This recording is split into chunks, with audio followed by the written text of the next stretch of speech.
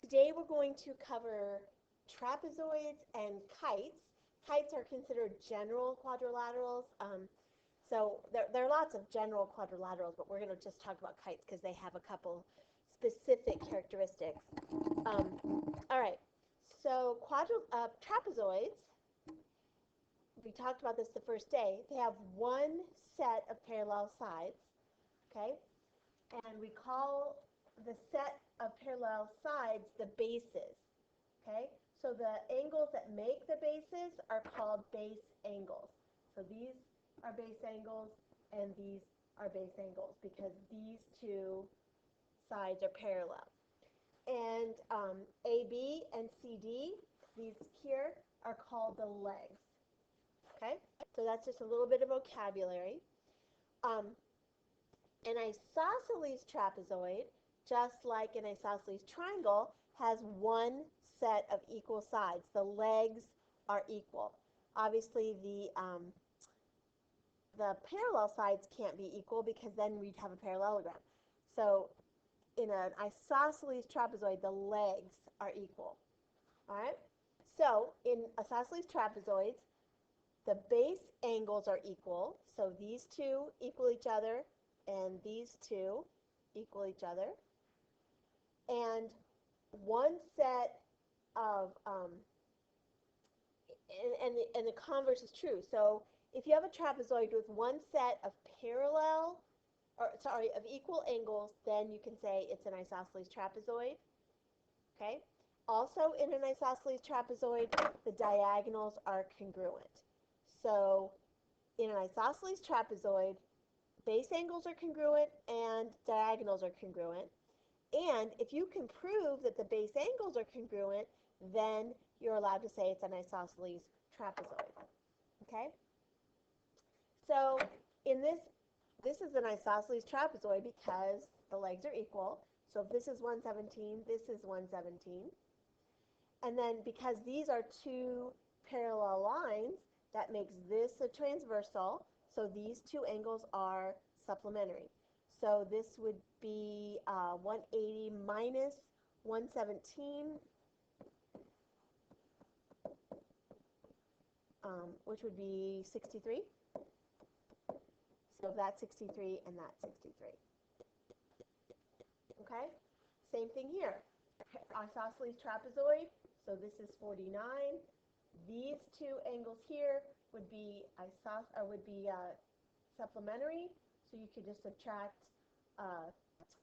49 from 180, and you would get 131, and that would be the same over here. Okay? All right, so you could set these two equal to each other and solve. That doesn't have an x term, so you don't have to factor it. You can just take the square root. All right, and then a trapezoid mid-segment theorem. Remember in triangle mid-segments, you connected the midpoints of the opposite sides, and the mid-segment was half of its parallel side. Okay? All right, so it's kind of the same thing in a trapezoid.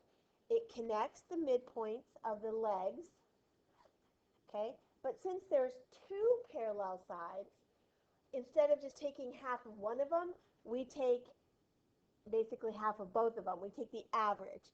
So to find the length of this mid-segment here, we would do 13.5 plus 8 divided by 2. Okay? So that'd be, 21 and a half divided by 2, which would be 10.75. Okay? Same thing here. It's the midpoint of the two legs. Now, for this one, they gave us the length of the mid-segment and one of the sides, and they want to find the other one. So I would just write an equation. It's 38 plus the side that I don't know divided by 2 should equal 31. Okay, multiply both sides by 2, and I get 38 plus x is equal to 62, and then subtract 38.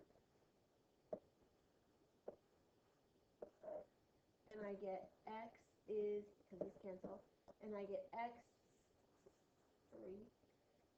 is equal to 14, right? No, 24, sorry. 24. Okay? All right. Then the last characteristic is, or the last shape we're going to talk about are kites. Kites have no parallel sides. Okay? If you look at a picture of a kite, these two sides aren't parallel here, this one and this one, and these two are not parallel. So it has no sets of parallel sides, which makes it a general quadrilateral. Okay? But it does have perpendicular diagonals. So if I connect, or if I draw in the diagonals, they would make a right angle. Okay? And one set of opposite angles is congruent. And it's always the set that are formed by the short side and the longer side. Okay?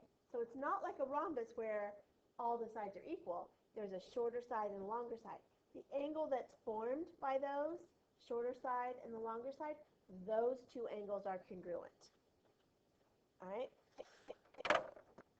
So we can do a little bit of calculating here. We know this is a right angle. So if FEJ is 25, then I can use the sum of the inside angles of a triangle equal 180 to solve. So 90 plus 25 is 115. Subtract that from 180 and I get 65. Now the diagonals don't necessarily bisect.